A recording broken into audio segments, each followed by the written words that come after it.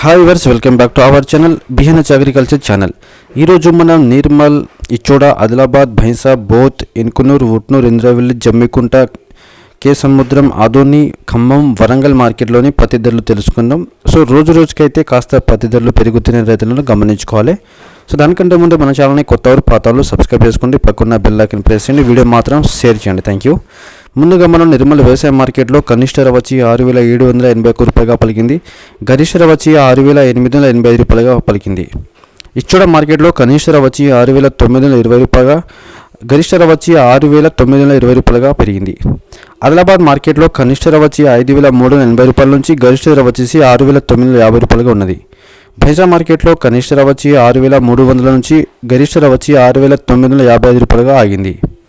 Both మార్కెట్లో కనిష్ట ధర వచ్చి 6,370 రూపాయల నుంచి గరిష్ట ధర వచ్చి 6,930 రూపాయలుగా ఉన్నది.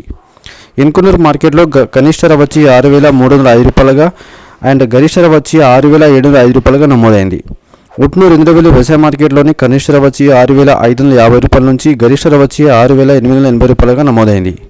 జమ్మికుంట వ్యవసాయ మార్కెట్లో కనిష్ట ధర వచ్చి 7,020 రూపాయలుగా, గరిష్ట ధర వచ్చి 7,050 రూపాయలుగా నమోదైంది. కే సముద్రం మార్కెట్లో కనిష్ట ధర వచ్చి 6,000గా, గరిష్ట ధర వచ్చి 6,930 రూపాయలుగా ఉన్నది. ఇకపోతే ఆధునిక వ్యవసాయ మార్కెట్లోని కనిష్ట ధర వచ్చి 4,610 రూపాయలుగా నమోదై గరిష్ట ధర వచ్చి 7,400 రూపాయలుగా స్థిరపడ్డది. సో ఫ్రెండ్స్, ఈరోజున్న తెలంగాణ రాష్ట్రంలో పత్తి ధరలు. వీడియో నచ్చితే లైక్ చేయండి, షేర్ చేయండి, కామెంట్ చేయండి, ఛానల్ని సబ్స్క్రైబ్ చేసుకోండి. Thank you. జై